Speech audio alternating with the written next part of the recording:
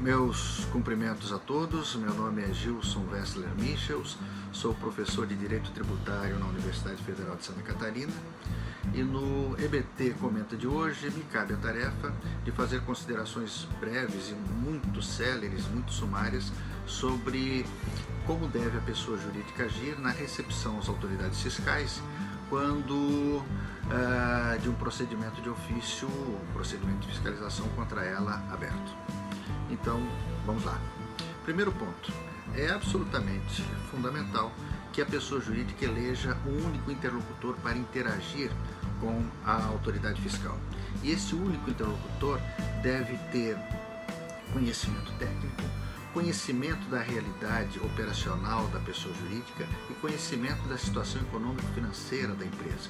E tudo isso para que ela possa, ao final das contas, desde o início da ação fiscal, conseguir aferir da melhor maneira possível qual a relevância, qual a importância das solicitações fiscais produzidas durante a ação fiscal em relação aos interesses, ao contexto, enfim, à realidade da vida da empresa que ele representa. Ademais, a eleição de um único interlocutor minimiza as possibilidades de veiculação de versões contraditórias, de versões discrepantes, reverberadas por eventuais múltiplos interlocutores que podem diferir muito entre si em termos, por exemplo, de conhecimento técnico e em termos de conhecimento da própria realidade da empresa que eles representam. Segundo ponto, é absolutamente importante que a pessoa jurídica responda às intimações fiscais de forma parcimônica. Não se trata aqui, vejam bem, de defender a ideia de que os contribuintes devem, de maneira premeditada, subtrair ao conhecimento da autoridade fiscal informações ou documentos de interesse fiscal. Muito longe disso. O que se quer dizer aqui é coisa muito diferente. Como os contribuintes, em regra, não têm conhecimento das linhas investigativas adotadas pela autoridade fiscal, bem como não têm qualquer domínio sobre quais são as conclusões que estão sendo perseguidas pela autoridade fiscal no curso da investigação que está sendo conduzida, é razoável esperar que esses contribuintes adotem, no que se refere ao fornecimento de informações, uma posição um pouco contida, uma posição pautada pela cautela. É que, ao final das contas, tais informações e documentos serão, aqui, certamente levadas à consubstanciação de um determinado quadro de fato, que pode vir a justificar uma autuação e que pode, na verdade, estar construído de maneira muito discrepante daquela que é a realidade efetiva da pessoa jurídica fiscalizada. Então, vejam, a ideia aqui é a de que a parcimônia vem no sentido de dar ao procedimento, à relação que se estabelece no âmbito do procedimento de ofício, uma certa paridade de armas entre as prerrogativas do fisco e as prerrogativas do contribuinte.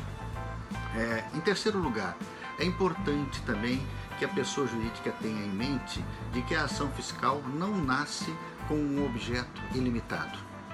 Hoje em dia, as ações fiscais são, em regra, determinadas de maneira centralizada pelas administrações tributárias e quando uma ação fiscal é concretamente aberta, há já a prévia definição de quais são os períodos de apuração contemplados e quais são os tributos que estão sujeitos à verificação por parte do auditor fiscal. Não é lícito ao auditor fiscal ampliar aqui unilateralmente o âmbito desta fiscalização. O que resulta disso tudo? O que resulta disso tudo é que a obrigação do contribuinte, da pessoa jurídica, é de fornecer apenas informações e documentos que se refiram direta ou indiretamente ao objeto dessa fiscalização.